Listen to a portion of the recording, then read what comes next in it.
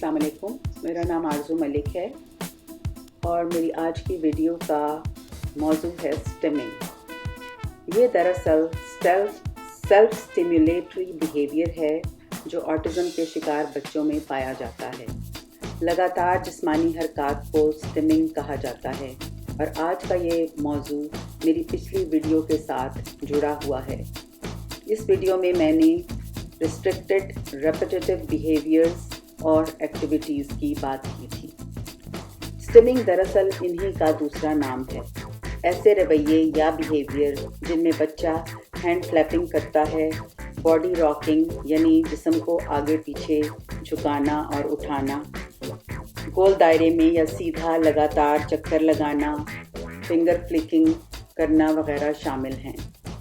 Stimming में एकोलेलिया भी शामिल है, जिसमें ऑटिज़म का शिकार बच्चे किसी की कही हुई बात या अपनी ही कोई बात बार बार दोहराते हैं। इसे एकोलेलिया कहा जाता है। ये एक तरह की मीनिंगलेस रेपिटेशन होती है। एकोलेलिया दो तरह का होता है। एक इमीडिएट एकोलेलिया है, यानी फ़ौरन ही अपनी कही हुई या दूसरे की कही हुई बात को दोहराना, और दूसरा है डिलेड एकोलेलिया, जिसमें बात दोहराई जाती है लेकिन कुछ वक्फे के बाद, मसलन शायद 15 मिनट बाद, 1 घंटे बाद या अगले दिन। आपने ये मुशाहिदा किया होगा कि ऑटिज़म का शिकार बच्चे ना सिर्फ बातें दोहराते हैं बल्कि अक्सर सिर्फ आवाज़ें भी बार बार दोहराते हैं। ये बच्चे एकोलेलिया को अपनी कम्युनिकेशन के लिए इस्तेमाल करते हैं। यहाँ मैं एक बात भी दोहराती चलूँ कि 2 साल से कम उम्र के बच्चों में एकोलेलिया की मौजूदगी बिल्कुल नॉर्मल समझी जाती है, क्योंकि इस उम्र में ज़बान डेवलप हो रही होती है। 2 साल से कम उम्र में अगर एकोलेलिया मौजूद है तो इसको सिम्टम नहीं समझा जाता, यानी ऑटिज़म का सिम्टम नहीं समझा जाता। इस उम्र के बाद, यानी 2 साल की उम्र के बाद अगर एकोलेलिया मौजूद है तो फिर इसे ऑटिज़म की अलामत समझा जाएगा।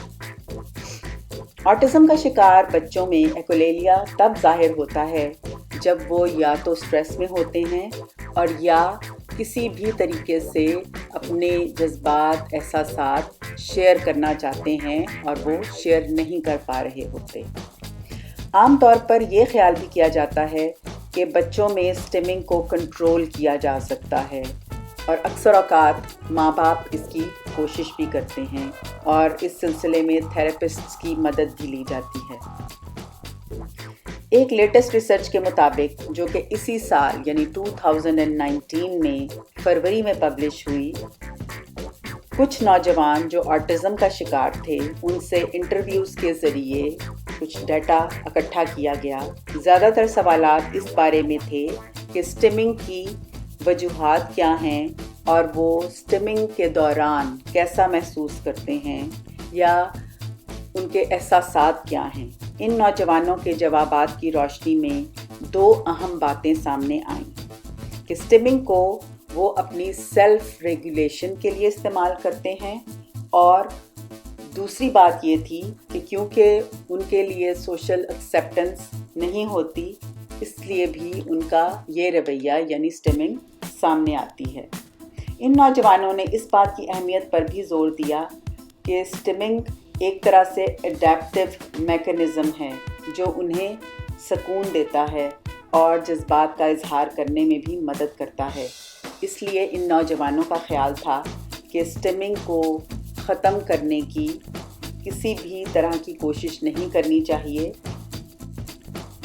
आखिर में मैं एक और बात ऐड करना चाहूँगी कि न्यूरोटिपिकल लोगों में, यानी सो कॉल्ड नॉर्मल लोगों में भी स्टिमिंग का रवैया पाया जाता है, जैसे नाखून चबाना, सीटी बजाना, पेन या पेंसिल से टेबल पर टैप करना वगैरह। मगर इन तमाम आदात या रवैयों को सोशली एक्सेप्ट किया जाता है, इसलिए इनको किसी भी तरह के ऑड रवैये में शुमार नहीं किया जाता। اس ویڈیو کے دوسرے حصے میں ایک اور علامت کا ذکر کروں گی۔ یہ علامت آٹزم کا شکار بچوں میں پرابلم بیہیویئرز کی موجودگی ہے۔ جیسے کہ آپ سمجھ گئے ہوں گے کہ ایسے رویے جو مسائل کھڑے کر دیں۔ اسٹیمنگ اپنے آپ میں بڑا مسئلہ کھڑا کر سکتی ہے، خاص طور پر کسی محفل میں جہاں خاموشی ایک تقاضا ہے، وہاں ایکولولیا خاصی ڈسٹربنس پیدا کر سکتا ہے۔ اس کے علاوہ اگر آٹزم کا شکار بچے میں اگریشن ہے، انگزائٹی ہے، جس کی وجہ سے وہ سوشل وڈرال کا شکار رہے، تو ایسا بچہ لوگوں کی موجودگی کو پسند نہیں کرتا اور تنہا رہنا چاہتا ہے۔ کچھ بچے خود اذیتی یعنی سیلف انجری کی طرف بھی مائل ہوتے ہیں، اور ہیڈ بینگنگ یعنی ٹکریں مارنا اس کی ایک مثال ہے۔ ایسے بچوں میں نیند کے مسائل بھی ہو سکتے ہیں، یا تو آٹزم کا شکار بچے بہت زیادہ سوتے ہیں اور یا بہت کم۔ آٹزم کا شکار بچوں میں ایٹنگ ڈس آرڈر بھی ہو سکتا ہے، بہت زیادہ کھانا یا بالکل نہ کھانا اور محدود قسم کی خوراک لینا۔ آٹزم کا شکار لڑکیوں میں انوریکسیا کی موجودگی کا ہونا بھی دیکھا گیا ہے۔ ایک اور پرابلم بیہیویئر اپوزیشنل بیہیویئر ہے، یعنی مخالفانہ رویہ۔ آٹزم کا شکار بچوں میں یہ اکثر پایا جاتا ہے، کیونکہ ان میں دوسرے کے حوالے سے بات کو سمجھنے کی صلاحیت نہیں ہوتی یا بہت کم ہوتی ہے۔ ایسے بچے چھوٹی سے چھوٹی بات پر مخالفت یا بحث پر اتر آتے ہیں، کیونکہ انہیں دوسرے کی بات مکمل طور پر سمجھ میں نہیں آ رہی ہوتی۔